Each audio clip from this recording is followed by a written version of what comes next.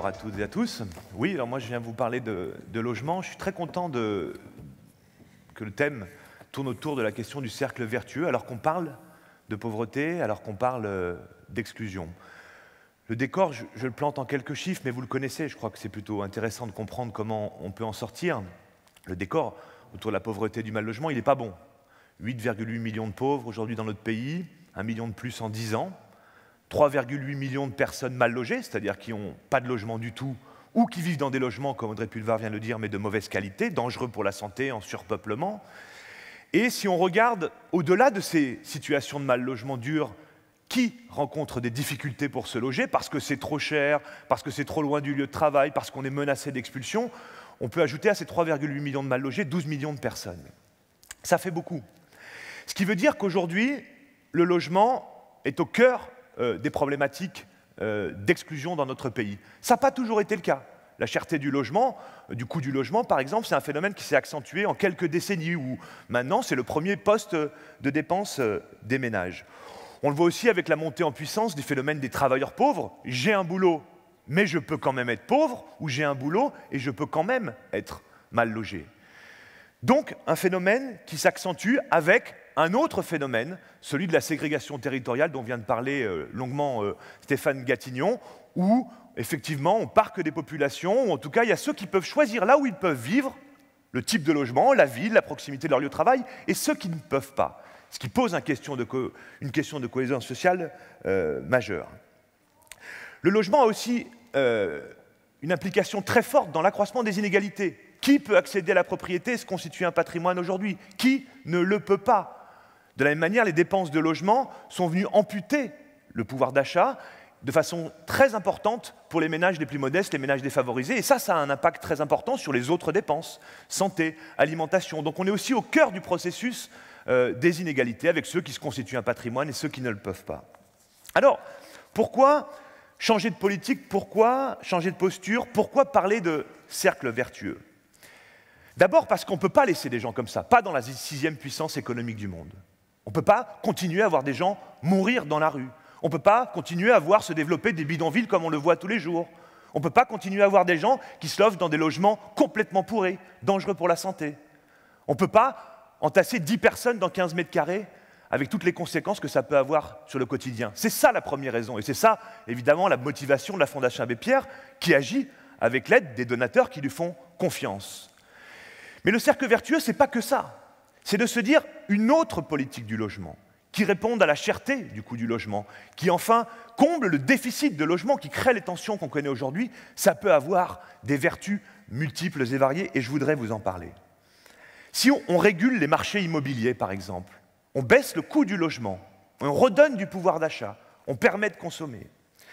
Si on crée une accessibilité au logement plus fluide pour que chacun puisse choisir là où il voudrait, on va pouvoir accentuer la mobilité dans l'emploi. Vous savez qu'aujourd'hui, des études montrent que les gens refusent un certain nombre d'emplois ou de la mobilité professionnelle parce que là où ils sont, le logement n'est pas trop cher, et là où ils vont, où on leur propose d'aller, ils savent qu'ils vont rencontrer d'importantes difficultés. Donc ça a un impact aussi sur la question de l'emploi. Construire beaucoup de logements, là où il en manque, à des prix qui soient accessibles, en tout cas en phase avec les ressources des ménages, ça veut dire relancer l'emploi dans le bâtiment aussi. Des emplois qui sont non délocalisables.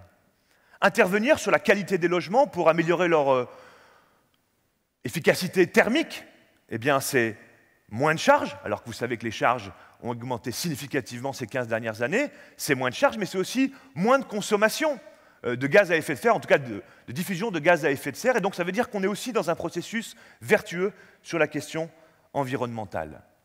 Améliorer la qualité des logements, intervenir sur les taudis que l'on connaît en France, le logement indigne, ça veut dire aussi des coûts évités en matière de santé. On a fait une étude récente qui compare des populations à peu près similaires, celles qui vivent en précarité énergétique dans de mauvaises conditions et celles qui ne le sont pas, et on voit se multiplier par 2, par 3 les maladies respiratoires et bien d'autres des problématiques également de santé.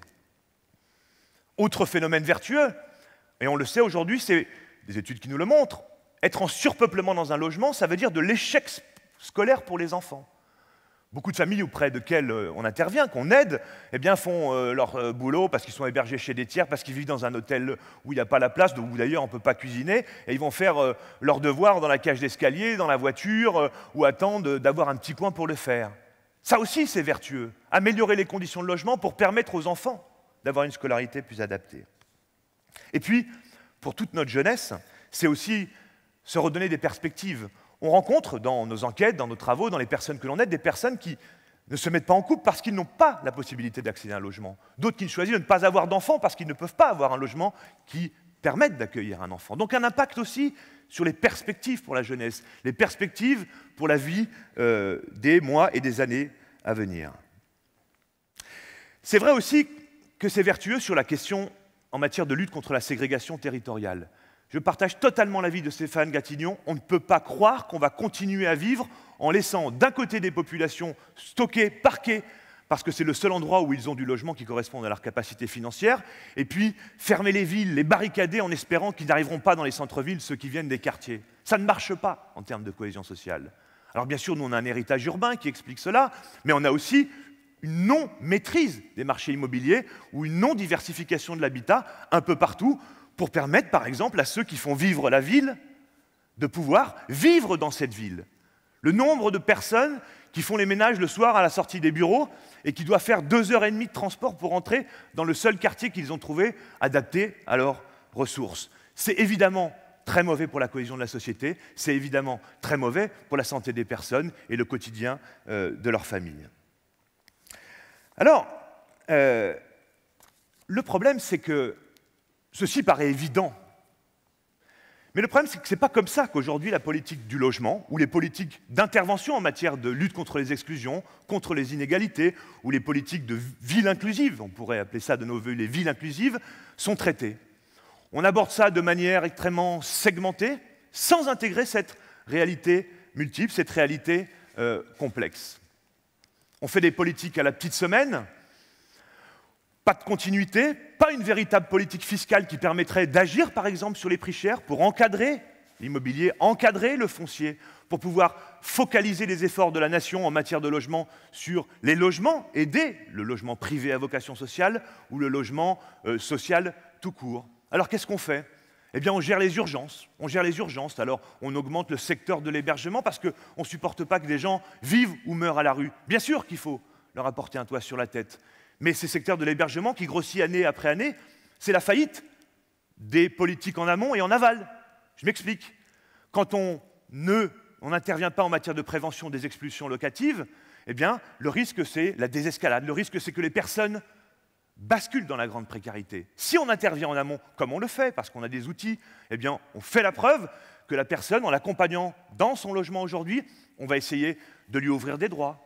On va essayer de lui faire connaître les aides auxquelles elle a droit. Et on va essayer, si c'est durablement impossible de rester dans ce logement-là, eh bien, de l'aiguiller vers un autre logement. Mais ce n'est pas comme ça que ça se passe. Et chaque année, on déplore un nombre d'expulsions locatives toujours plus important. Alors, nous, à la Fondation Abbé Pierre, on va lancer une campagne la semaine prochaine, qui est notre propre campagne, qui va accompagner celle des primaires, des législatives, enfin, des présidentielles, puis des législatives. Et ce que l'on appelle de nos vœux dans cette campagne, c'est de dire, voilà, regardons la France telle qu'elle est.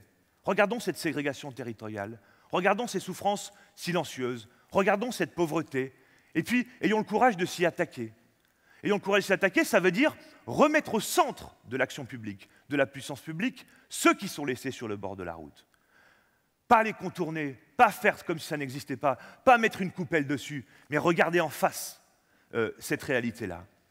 Et puis regarder aussi toutes les capacités que nous avons. Dans cette campagne, on a sorti un livre qui va être publié demain, des dizaines de films courts qui montrent que partout il y a des gens qui se mobilisent, que la solidarité elle est présente, des citoyens, des maires, des associations, des gens qui refusent finalement de laisser faire cette exclusion, ce développement de l'exclusion, ou qui appellent à une politique de solidarité. Mais cela, qui les entend ? Dans le brouhaha médiatique, on a l'impression qu'on est toujours en train d'opposer les uns et les autres, qu'on est toujours en train de descendre un peu plus bas. Ben, en réalité, ce n'est pas ça qui se passe. En réalité, il y a plein de choses qui se passent localement, et vous le savez, et vous en faites partie. Alors, valorisons ces actions, accompagnons-les, démultiplions-les, mais sans angélisme non plus, en disant ce développement d'initiatives citoyennes, ce développement d'initiatives locales doit aussi être accompagné d'une politique nationale beaucoup plus centrée sur les personnes en fragilité et beaucoup plus durable et beaucoup plus structurellement en activité vis-à-vis de la question de l'exclusion. Et je pense en particulier au développement d'une vraie politique fiscale qui, véritablement, puisse opérer une redistribution dans ce pays. Et c'est la rencontre entre toutes ces initiatives locales, ces mobilisations citoyennes, tous ceux qui tendent la main et une politique nationale qui l'encourage, mais qui lui donne aussi les moyens d'agir de façon beaucoup plus importante, via des réponses structurelles, qu'on va pouvoir en sortir. En tout cas, nous, à la Fondation Abbé Pierre, on en est convaincus. On n'est pas tombé dans l'angélisme, on sait qu'il y a des lobbies. On n'est pas tombé dans l'angélisme, on sait qu'il y a des résistances fortes de nos responsables politiques. Mais en même temps, on se dit, il n'y a pas le choix, on attend quoi? Il faut y aller, il faut foncer. Et pour illustrer cette campagne, on a essayé de développer un certain nombre de paradoxes.